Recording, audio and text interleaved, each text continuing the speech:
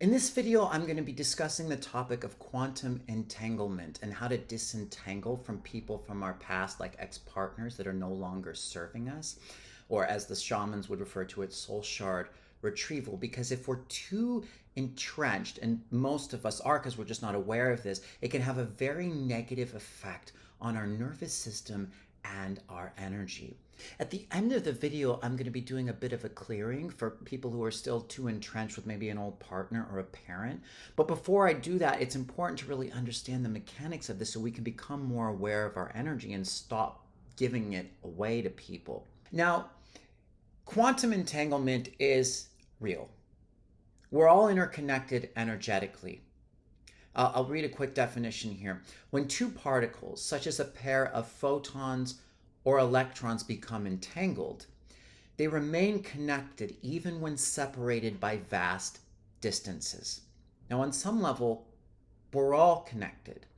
This is kind of the essence of soul family, right? There's a similar energetic signature to souls very much like you that you can almost feel at a vast difference without even being aware of it.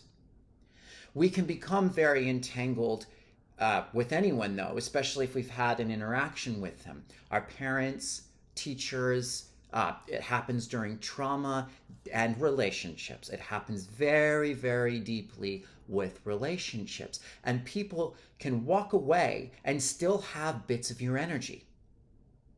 And if they still have bits of your energy, you can feel that creates this sense of like sometimes obsession and attachment to someone who's gone and not in your life, and like a difficulty in letting go because you're still entangled and they actually have pieces of you, and what you want back is you. But if we're not aware of these things, we just walk around with like pieces of our energy in other people's lives and fields forever. So it's as we become aware of these things, we can begin to clear them and call ourselves back. This is very common in relationships. And sometimes people can get very obsessed, right? Is this my specific person? I want this person more than anything. I love them. And sometimes it is because there's a very deep soul connection there, right?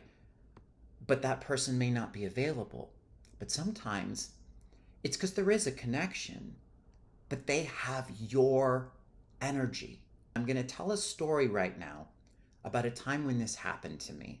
So I've been wanting to manifest a divine union partnership for a very, very long time, and it just hasn't quite happened yet.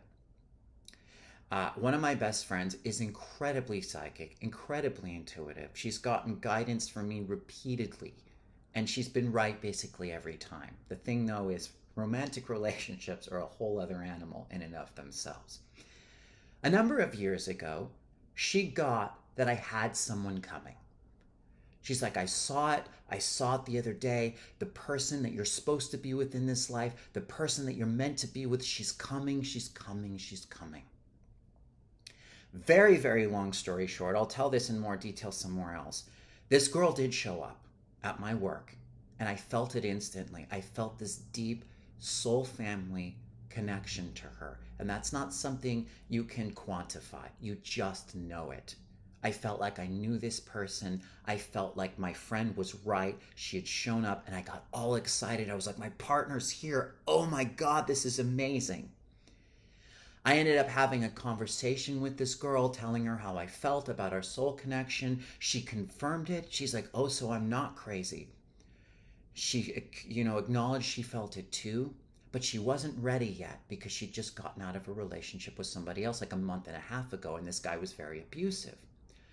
She told me she'd been sober for 2.5 years, and we ended up starting to make out, and we ended up starting to talk about, our future together, and how I told her, like, I just kind of knew we were supposed to be together. And she told me, yes, I know that too. I know we're supposed to be together. And I clarified it. I was like, you mean romantically? Because that's what I mean. And she said, yes. She told me she was single. She told me she was sober. And then she started doing these weird things where she was like pitting me off against my boss. And it got gnarly, and the whole thing blew the fuck up in my face like nothing I had ever experienced. And I haven't given enough weight to the story to explain how devastating this was. But I felt I had found the one, and I felt like I was falling completely in love with her, and she was my family, and she was my partner, and she'd been lying to me the entire time. I found out she wasn't sober. I found out the whole time she was telling me she knew I was her partner. She had a boyfriend the entire time. And ultimately what had happened was, see, there was a soul family connection, but she was in massive trauma still. I had been healing and working on myself for years, and she just wasn't there. So what she was expressing, there was some truth to, but the future wasn't determined. And this happens a lot with the specific person sort of addiction thing that I covered in I have a video on that, specific person addiction. People feel these connections. They feel these soul connections. They feel like that's my partner. And sometimes, it's just the ego and people are delusional. But a lot of times there is a deep connection, but that's not necessarily where that relationship is going now. And it can really hurt to acknowledge that. But if it's true, and it doesn't do any good to hang on. Now, one of the things that I found out happens is, and I'm just going to cover this very briefly, for younger souls, sometimes the stories are more scripted. Like they will agree before they come into this life to meet and marry and have kids. If you're a little bit more of a mature soul or an older soul, you might have an agreement to meet, but how it's going to unfold is open. So we, from my understanding, me and this girl had an agreement to meet in this life, right? And maybe the potential to be together was there, but by the time we met, I was so far ahead of her, not because I was better, just because I had worked through all my trauma, and she wasn't ready. She was still in her trauma and her addiction. But one of the things that happened, and this relates to the clearing I'm about to do, sometimes we will subconsciously entangle on purpose with people to make sure we meet. And I was like devastated. I was in so much pain.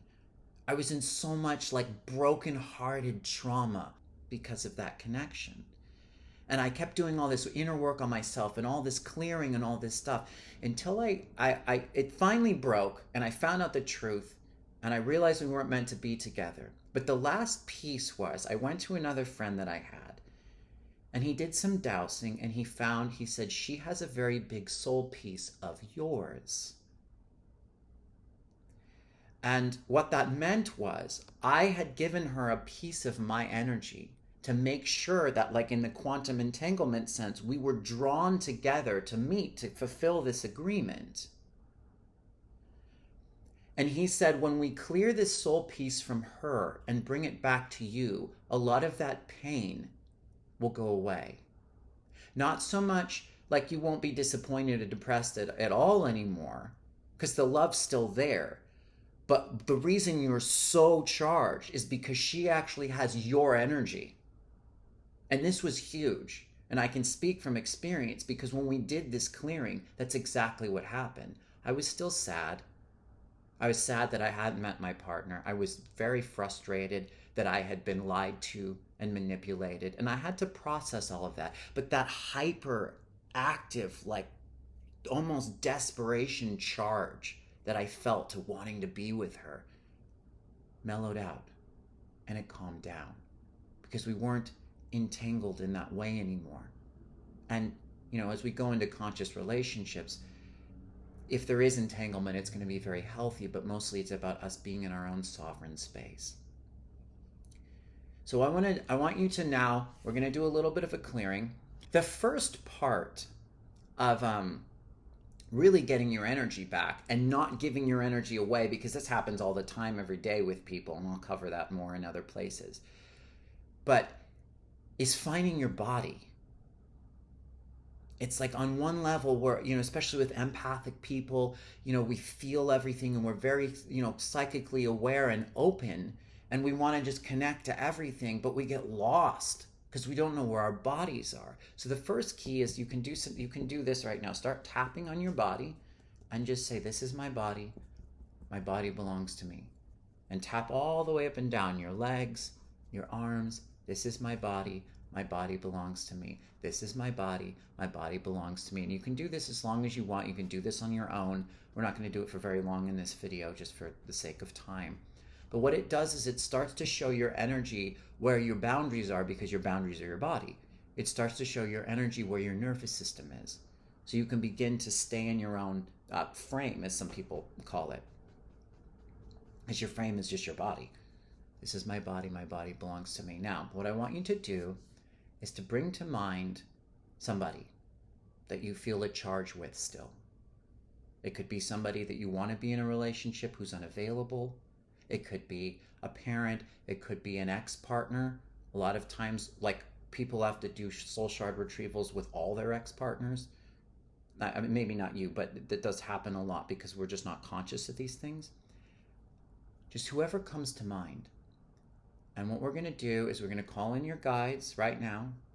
We're going to call in your higher self, and we're going to ask, first off, that you release any of their energy that is not for your or their highest good, and just give it permission to release, and just send it to its proper place in the universe. You can send it back to them, but just trust that their higher self will take it back. And you want to just ask that it be cleansed first. You know, it's like you don't want to send back someone's old laundry to them all dirty. You can maybe, wash the clothes before you give it back or something. It's kind of the analogy. And just give permission.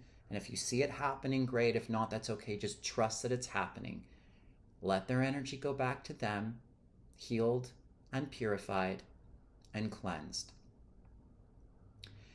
And then I want you to ask if they have any truthful soul pieces of yours, whoever this person is, that those be sent back to you in the same manner.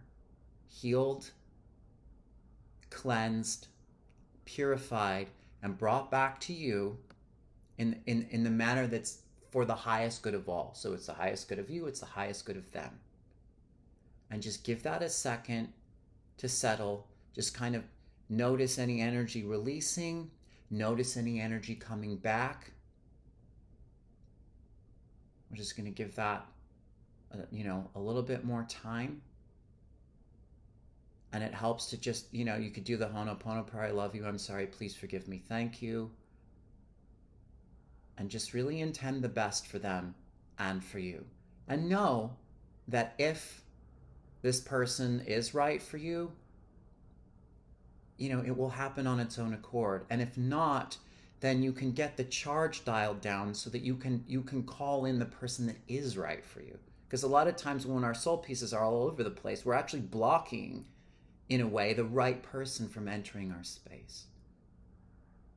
Good. Just give that a little bit more time. We're just going to clear out any negative, non-beneficial energies that don't serve you, any negative, non-beneficial entanglements with this person, for the highest good of all.